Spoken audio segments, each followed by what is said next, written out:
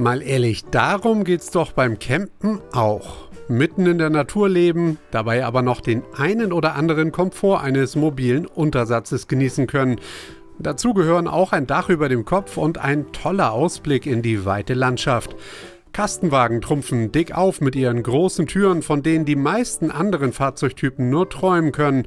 Panoramaklappen in XXL und das schon ab Werk gratis dazu. Erstaunlich nur, dass so wenige Hersteller was aus den gigantischen Öffnungen machen. Beim slowenischen Fahrzeugbauer Megamobil gibt es aber den Launch 600 und der macht in Sachen große Klappe ziemlich viel richtig. Bevor wir aber der Sache genauer auf den Grund gehen, drehen wir noch eine Runde mit dem schwarzen Prachtstück. Der Megamobil Launch 600 basiert ja auf einem MAN TGE. Man kann ihn natürlich auch auf VW Crafter bestellen. Dann hat man eben vorne ein anderes Logo. Insofern ist hier das Cockpit altbekannt. Wir haben einen Permanentallradantrieb, der eben automatisch regelt zwischen Vor- und Hinterachse. Und hier ist eine Differentialsperre mit optional verbaut. Der TGE-Crafter ist ein tolles Auto, gerade wenn so große LKWs kommen, freue ich mich über einen Kastenwagen. Schmales Auto, fährt sich gut, toller Überblick, mehr als genug Leistung mit den 180 PS durch das Automatikgetriebe, entspanntes Fahren, ich kann hier die Gegend genießen und es ist ein leises Auto. Wir haben hier die Loda AT-Bereifung drauf, halte ich für eine gute Wahl, gröbere Reifen braucht dieses Auto nicht. Und was besonders toll ist, auch wenn wir die Straße verlassen, wird das Auto nicht lauter, denn der Innenausbau ist so solide zusammengeschraubt, dass da kaum etwas klappert und scheppert. Wenn auch akustisch leise ist zumindest der Testwagen optisch ziemlich laut. Ob das allerdings alles nötig ist? Wir glauben nicht. Die inneren Werte des TGE allein überzeugen schon. Also hier am Berg merkt man, dass die 180 PS mit dem Gewicht des Fahrzeuges keine Schwierigkeiten haben. Man kann ihn eben auch auflasten auf 4,1 Tonnen. Wer also hier alle Kreuzchen machen will, in der Optionsliste, die sehr lang ist, zum Beispiel den großen Dachgepäckträger, die Sandblechhalter, die Ersatzradhalterung hinten, der wird mit 3,5 Tonnen auch schwerlich auskommen. Dann ist es sinnvoll, das aufzulassen. Wir haben ja auch noch ein Cycle-Fahrwerk drin, Unterfahrschutz. Es gibt ja ein großes Angebot für dieses Fahrzeug, aber ganz wichtig hier immer aufs Gewicht achten. Wir messen 3,32 Tonnen Gewicht mit nach Norm befüllten Tanks. Das ist nicht mehr praxistauglich. Hier wäre die Auflastung wirklich nötig oder die Abspeckkur auf der Optionsliste. Abseits vom Asphalt kann auch die Loda AT-Bereifung nicht drüber hinwegtäuschen. Viel mehr als Feld- und Schotterwege sollte man dem TGE nicht zumuten. Bodenfreiheit und Rampen sowie Böschungswinkel beschränken Ausritte in härteres Gelände. Für den Rest aber reicht der Antrieb allemal.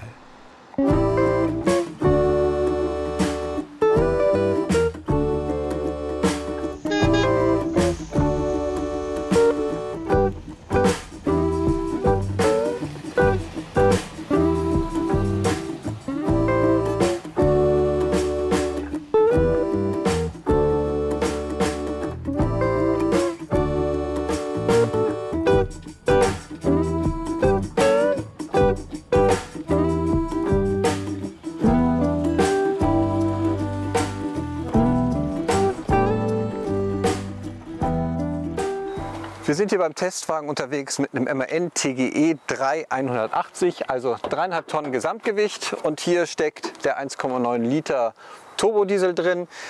Man hat schon den Schnorchel nachgerüstet von Cycle, da ist hier die Luftansagung also hochgelegt und natürlich Vollausstattung, LED-Scheinwerfer, Fernscheinwerfer hier im Kühlergrill, großer Dachgepäckträger und ein Bullfänger. Warum braucht es Bullfänger? Nimmt Platz weg, Rampenwinkel weg, einen Bullen fängt er sowieso nicht. Ich finde, sowas hat heutzutage an Autos nichts mehr verloren. Reines Styling-Element. Und hier ist gleich das nächste aufpreispflichtige Styling-Element. Ich weiß nicht, was die Welt an diesen 18 Zöllern findet. Wir haben hier 255 mit einer 55er Höhe, 18 Zoll AT-Bereifung. Man kann es ja hier schon erahnen, so ein kleines Steinchen und schon knautscht den Reifen zusammen. Warum nicht einfach einen 16 Zoll Reifen, der hier wunderbar drauf funktioniert und viel Geld spart? Es müssen eben die Deltas sein. Was mir aber gut gefällt, das ist hier die automatische Eintrittsstufe. Ja, die nimmt ein paar Zentimeter weg, nicht ganz so viel wie andere Stufen, ist aber schön robust, schön groß, funktioniert astrein. Hier am Heck gibt es dann eine ganze Klappenbatterie. Nummer 1 mit einer Außensteckdose und einem Antennenanschluss für den Fernseher, wenn man im Vorzelt Fernsehen gucken will. Nummer 2, um den Wassertank aufzufüllen. Nummer 3, um den Gasgrill anzustecken. Wir haben also eine Gasaußensteckdose. Und Nummer 4, um den optionalen Gastank, der hier unterflur befestigt ist, an der LPG-Tankstelle aufzufüllen. Ja, und am Heck, da geht das dann mit den Optionen munter weiter. Natürlich, die Anhängerkupplung, die hier verbaut ist, die braucht natürlich kaum jemand, die kostet extra. Aber auch der Ersatzradhalter mit der Leiter, um auf das Dach zu kommen, zum Dachgepäckträger, das ist eine Option. Was Standard ist hingegen, das sind 2 Fenster. Also dass hier kein Fenster ist, ist nicht normal. Im normalen Lieferumfang sind am Heck 2 Fenster montiert. 2 Fenster im Heck, aber kein Fenster an der Seite. Das muss nicht sein, ist zwar Standard.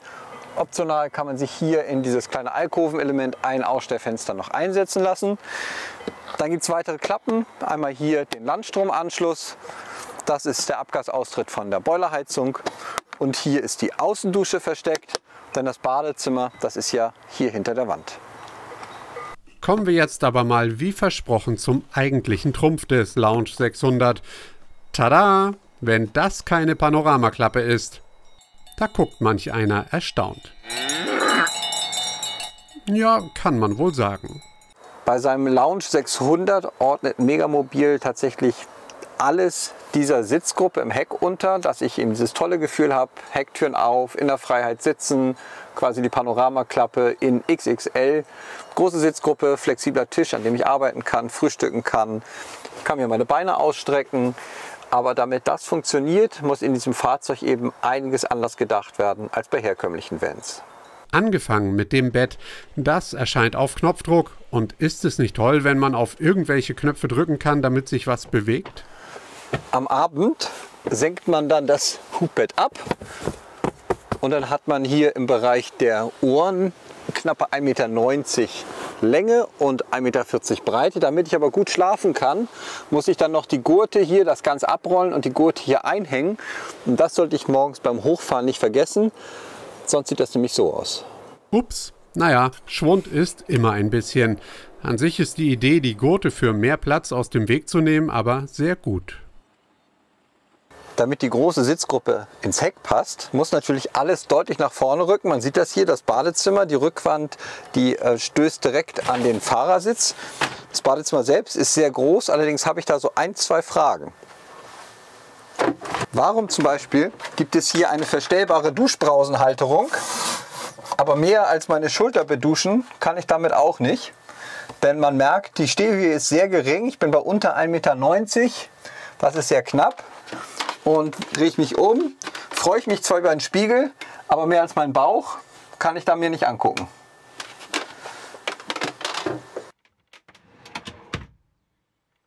Die Küche findet sich im Standardraum bei 6 Meter Vans, nämlich an der Schiebetür. Was mir nicht ganz so gut gefällt, ist, es ist schon sehr eng hier. 50 cm hier, 50 cm hier, 50 cm hier.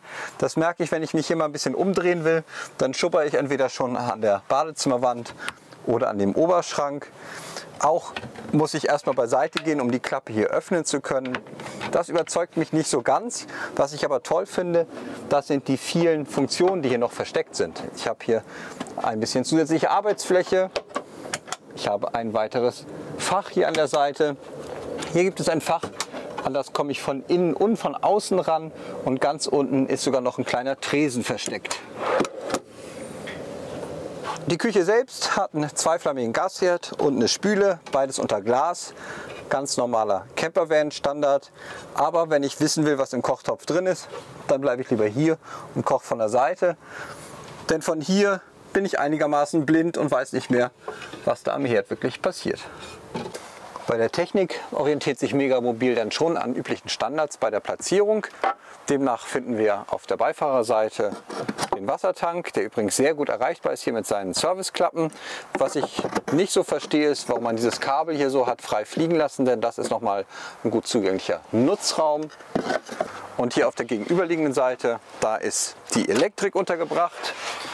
Hier unten steht in diesem Fahrzeug eine 100 Ampere-Stunden große Lithiumbatterie und darüber die Geräte von Schaut. Wir haben einen Ladewandler, einen Solarladeregler und hier die Stromverteilung. Das ist jetzt nichts Außergewöhnliches, aber es ist gut erreichbar. Was mich allerdings stört, ist, dass wir bei Plus und Minus überlappende Kabelfarben haben. Die Farbe Schwarz und Braun, die finde ich bei Plus- und bei Minusleitungen. Ein Stück weiter vorne haben wir den Kühlschrank, Kompressorkühlschrank, vergleichsweise laut empfinde ich, und das stört natürlich ein bisschen, wenn das Bett direkt daneben ist.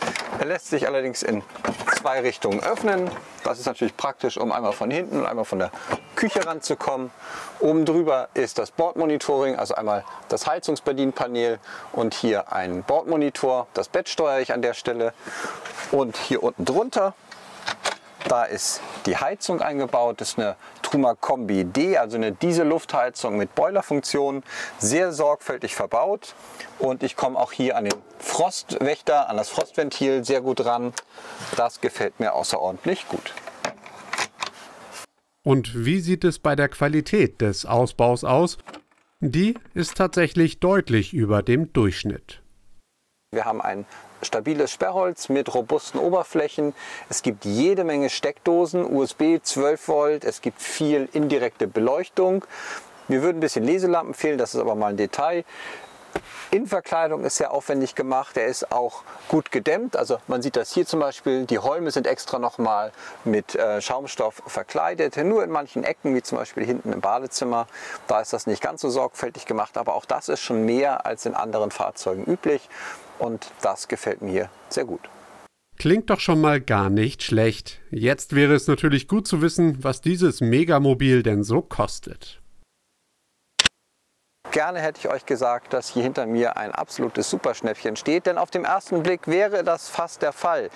Basispreis laut Prospekt 72.000 € für den Fronttriebler. Vernünftig konfiguriert, reisefertig, auch für längere Allradreisen läge man etwa so bei 82.000 bis 85.000 €. Wenn man sich mal durch diese fast 4 Seiten Aufpreise durchgearbeitet hat. Das finde ich noch fair, allerdings, das täuscht. Das Auto, was wir hier im Test gefahren haben, hat wieder alles und kostet eben mal locker über 120.000 € und ist wieder viel zu schwer geworden, denn es ist einfach wieder viel zu viel dran. Also, tolles Auto in der Basis. Mir gefällt die Idee von dem Innenraum mit der Sitzgruppe hinten. Das Bett hinten, das Subbett ist gerade so, dass man sagen kann, es ist okay zum Schlafen mit seinen 1,90 Meter und den 1,40 Meter Breite. Ja, vorne ist es ein bisschen eng, aber runter reduziert, tolles Auto, Bauqualität hat mich überzeugt, technische Ausstattung ist in Ordnung, Erreichbarkeit ist gut, aber 4 Seiten Aufpreis, besser nicht. Nee, und besonders die Bullen freut's am Ende doch auch, wenn sie nicht gefangen werden. Ein 6-Meter-Van für 2 mit ungewöhnlichem Grundriss, der bei vernünftiger Betrachtung der Optionsliste inklusive Allrad- und Hinterachssperre für weniger als 90.000 € und unter 3 Tonnen Leergewicht zu haben ist. Übrigens, die Fülle an unterschiedlichen Grundrissen bei Kastenwagen findet ihr in unseren weiteren Testvideos.